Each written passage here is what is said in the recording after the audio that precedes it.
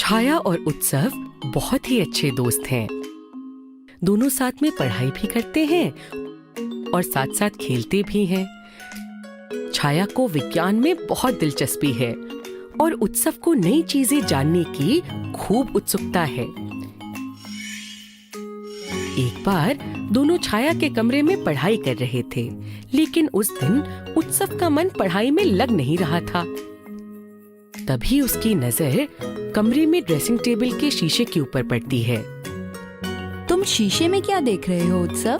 छाया, मैं यह सोच रहा हूँ हमें शीशों में अपनी तस्वीर, मेरा मतलब है अपनी छवि कैसे दिख जाती है। ऐसा कांच के गिलास में देखने पर तो नहीं होता। अच्छा सवाल है। मुझे इतना पता है कि इसका संबंध प्रकाश से है। चलो आंगन में चलते हैं, वहाँ कुछ प्रयोग करके देखते हैं।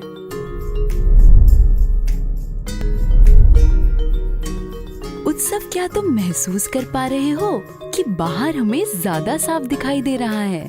हाँ बिल्कुल, बाहर सूरज की रोशनी कमरे के बल्ब से ज्यादा तेज है। बिल्कुल ठीक, हमें प्रकाश की वजह से दिखाई देता है। देखने के लिए प्रकाश जरूरी है।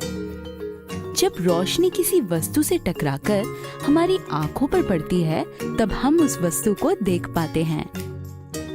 छाया, मैं समझा नहीं। रोशनी टकरा कर आती है, लेकिन पानी में से तो रोशनी आर पार चली जाती है और हम उसके अंदर भी देख सकते हैं। हमें कांच का गिलास भी दिखता है, लेकिन थोड़ा बहुत उसके आर पार भी दिखता है। एक मिनट रुको। छाया अंदर से एक कांच के गिलास में पानी और 1 रुपए के 2 सिक्के लेकर आती है। उत्सव, ध्यान से देखो। छाया एक सिक्का पानी से भरे गिलास में डाल देती है और गिलास को एक हाथ में उठा लेती है और दूसरे हाथ में दूसरा सिक्का। उत्सव, तुम कौन सा सिक्का साफ देख सकते हो? गिलास में या हथेली पर? जो सिक्का तुम्हारे हाथ में है। छाया मुट्ठी बंद कर लेती है। और अब कैसे दिखेगा? तुमने मुट्ठी बंद जो कर ली। और अब गिलास दिख रहा है। तुम्हें कैसी बात कर रही हो? जब तुमने हाथों से गिलास ढक लिया है तो कुछ कैसे दिखेगा? उत्सव, कुछ वस्तुएं पारदर्शी, जिन्हें हम ट्रांसपेरेंट कहते हैं, और कुछ अपारदर्शी, जिन्हें हम अंग्रेजी में ओपेक कहते हैं।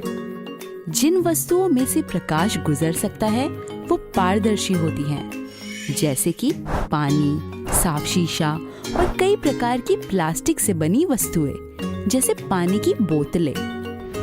हम उनके अंदर देख सकते हैं। प्रकाश उनके अंदर से जाकर जब किसी वस्तु से टकराकर वापस आता है तो हम उसे देख पाते हैं। अब बात आती है उन वस्तुओं की जिनमें से प्रकाश नहीं गुजर पाता। ऐसी वस्तुओं को अपारदर्शी कहते हैं। इनसे प्रकाश टकराकर या तो दूसरी दिशा में मुड़ जाता है या वापस लौट जाता है। छाया, मुझे कुछ समझ तो आ रहा है, थोड़ा और अच्छे से समझाओ ना। अच्छा देखो उन पेड़ों को, क्या तुम्हें उनकी छाया दिखाई दे रही है? छाया तो तुम हो, लेकिन हाँ, मुझे दिख रही है पेड़ों की छाया। हाँ, मेरे नाम का मतलब यही तो है, किसी वस्तु की परछाई। उत्सव, तुम अगर ध्यान से देखो, कांच के गिलास की परछाई कितनी हल्की है। पानी की परछाई तो लगभग दिख ही नहीं रही, जबकि पेड़ों की परछाई कितनी गहरी है। परछाई या छाया तब बनती है जब प्रकाश के सामने कोई अपारदर्शी वस्तु आ जाती है। जैसे जहाँ जहाँ प्रकाश के रास्ते में पेड़ है, वहाँ वहाँ तुम्हें परछाई दिखाई देगी। ऐसे वस्तुओं के आर पार हम नहीं देख सकते। छाया, मुझे कुछ बातें अभी भी समझ नहीं आई।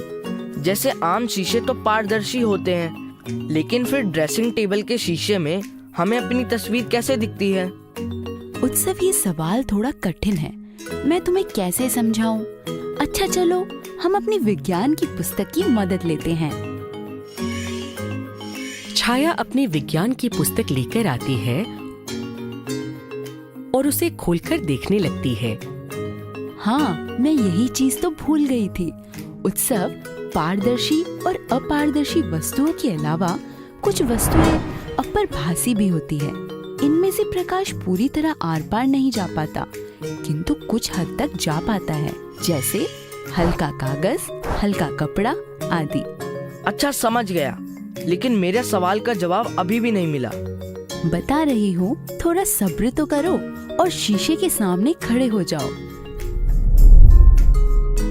देखो, पहले बल्ब का प्रकाश तुमसे टकराता है, फिर परावर्तित होकर शीशे से टकराता है और उसके पीछे के चिकने पदार्थ से पुनः परावर्तित होकर हमारी आँखों में जाता है और हम खुद को देख पाते हैं। इसी तरह कमरे की हर वस्तु जो शीशे के सामने है, उसका बिंब हम शीशे में देख सकते हैं। वस्तुओं से प्रकाश टकराकर जब वापस लौटता है तो उसे प्रकाश का परावर्तन कहते हैं, यानी रिफ्लेक्शन। इसे समझने के लिए ही हमें पारदर्शी एवं अपारदर्शी के बारे में जानना जरूरी था। हर वस्तु अलग अलग मात्रा में प्रकाश का परावर्तन करती है। सबसे कम परावर्तन पारदर्शी वस्तुएं करती हैं और सबसे अधिक चमकीले अपारदर्शी।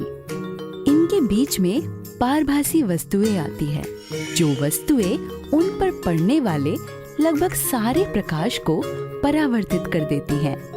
उनमें हम अपनी तस्वीर देख पाते हैं। अच्छा, समझ गया। मतलब ये कि शीशों में से प्रकाश गुजर जाता है, लेकिन उसके पीछे के पदार्थ से टकराकर परावर्तित हो जाता है। ये देखो, ड्रेसिंग टेबल के शीशे के पीछे एक चमकीले पदार्थ का लेप किया गया है, जो उस पर पड़ने वाले सारे प्रकाश को परावर्तित कर देता है। छाया, मैं समझ गया। शायद इसी तरह हम कई सारी चिकनी वस्तुओं में अपनी तस्वीर देख पाते हैं, जैसे चिकनी कटोरियाँ और चम्मच। हाँ बिल्कुल, चिकनी वस्तुएं ज्यादा प्रकाश परावर्तित करती है। अच्छा, लेकिन अब मुझे एक और सवाल सूझ गया। अब तो जितना मुझे समझ आया था सब बता दिया। हाँ, लेकिन मुझे जानना है कि चम्मच में हमारी तस्वीर छोटी क्यों दिखती है? उत्सव, इसका जवाब तो मुझे भी नहीं पता, लेकिन ये सवाल बहुत अच्छा है। हम दोनों टीचर से इसके बारे में जानेंगे। चलो, तब तक हम किताबों में ही तुम्हारे इस सवाल का भी जवाब ढूंढते हैं।